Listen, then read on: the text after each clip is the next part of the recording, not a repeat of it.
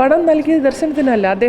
അദ്ദേഹം ശബരിമലയിലെ പൂജാരിയാണെന്ന് അറിഞ്ഞ് ഞങ്ങളുടെ വീടിൻ്റെ അടുത്തുള്ള ക്ഷേത്രത്തിൽ ഒരു പൂജാരിയായിരുന്നു. അദ്ദേഹത്തിന് ഞാൻ ദക്ഷിണ കൊടുത്തു. അദ്ദേഹം എൻ്റെ ഹോറോസ്കോപ്പ് നോക്കിയിട്ട് പുത്രഭാഗ്യമുണ്ടെന്ന് പറയുകയായിരുന്നു. ശബരിമല ചവിട്ടിക്കോളാൻ പറഞ്ഞു മകനായിട്ട്. അദ്ദേഹം അങ്ങനെയാണ് പറഞ്ഞത്. ഞാൻ അടുത്ത ഒരു വർഷം 3 മാസം കഴിഞ്ഞപ്പോഴാണ് ഞാൻ പോകുന്നത്. അദ്ദേഹത്തിന് അതുമായിട്ടൊരു ബന്ധമില്ല.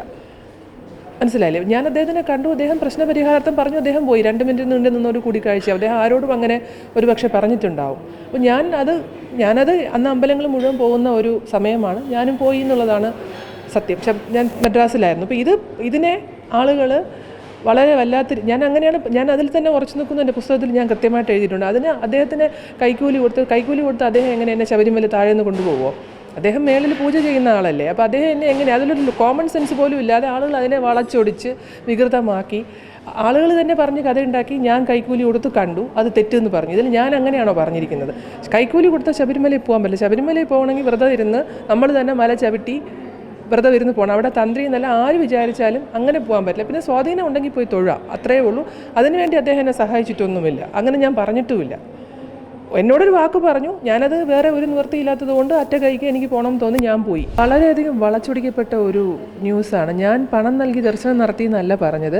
ഞാൻ തന്ത്രിയെ കാണാനായിട്ട് ശ്രമിച്ചു. തന്ത്രിക്ക് ദക്ഷിണ കൊടുക്കണം കാണാനായിട്ട്. അദ്ദേഹത്തിന് വെറുതെ ശബരിമലയിൽ പോകാനൊന്നും അല്ല അദ്ദേഹത്തിനെ കാണുന്നത്. അദ്ദേഹത്തിന് എൻ്റെ ജാതകം കാണിച്ച് എനിക്ക് എൻ്റെ ദോഷങ്ങൾ എന്താണെന്ന് പരിഹാരം കാണാൻ വേണ്ടിയാണ് ഞാൻ പോകുന്നത്. അദ്ദേഹത്തിന് പൈസ കൊടുത്താൽ ശബരിമലയിൽ പോകാൻ പറ്റില്ല. അദ്ദേഹത്തിന് ദക്ഷിണ ഞാൻ എൻ്റെ സ്വമേധയാ കൊടുക്കുന്നത്. അദ്ദേഹം എന്നോട് ചോദിക്കുന്നതല്ല. അദ്ദേഹത്തിന് അത്ര വലിയ ആളായതുകൊണ്ട് അങ്ങനെ ദക്ഷിണ കൊടുക്കേണ്ടി വന്നു എന്നുള്ളത് ഞാൻ ആ തരത്തിലത് പറയുന്നതിൻ്റെ കാരണം എന്ന് വെച്ചാൽ, ശബരിമലയിലെ സ്ത്രീകൾ കയറിയാൽ അദ്ദേഹം നട അടച്ചിട്ട് ഇറങ്ങുമെന്ന് പറഞ്ഞത് വലിയ തെറ്റായിട്ട് തന്നെയാണ് ഞാൻ ഇന്നും കാണുന്നത്.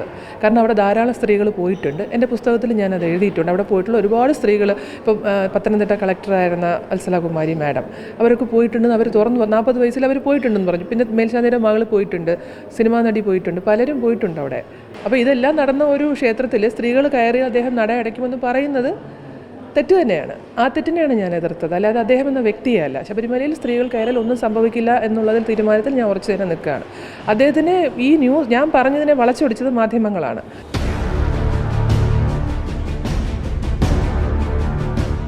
അപ്പോൾ ശബരിമല വിഷയം പലതരത്തിലാണ്, കേരളത്തിൻ്റെ ഭാവി ജീവിതത്തിനെ ബാധിക്കുന്ന തരത്തിലാണ് കേരളത്തിൻ്റെ സമൂഹത്തിൽ അതിന് ആഘാതമുണ്ടാക്കിയത്. വെറും ഒരു ദൈവത്തിൻ്റെ പ്രശ്നം മാത്രം, ജാതീയത, വർഗീയത, സ്ത്രീകൾക്ക് മേലുള്ള ഓപ്പറേഷൻ, അങ്ങനെ പല സ്ഫിയറിൽ ചരിത്രം, എല്ലാ തരത്തിലും തെറ്റിദ്ധാരണകൾ ധാരാളമുണ്ട്. നിങ്ങൾ എടുത്തു നോക്കിയ ഏത് തരത്തിലും അത് സ്വാധീനിച്ചിട്ടുണ്ട്. ആ പ്രശ്നം, സ്ത്രീകളുടെ സ്വാതന്ത്ര്യമില്ലായ്മ, സ്ത്രീകളെ അവഹേളിക്കുന്നത്, അല്ലെങ്കിൽ തന്ത്രപരമായിട്ട്, ചരിത്രപരമായിട്ട് എല്ലാ ഫീൽഡിലും കേരളത്തിൻ്റെ സമൂലമായിട്ടുള്ള ഒരു സമഗ്രമായിട്ടുള്ള ചുറ്റുപാടുകളെ മുഴുവനും സ്വാധീനിക്കുകയോ അട്ടിമറിക്കുകയോ ചെയ്തൊരു പ്രശ്നമാണ്.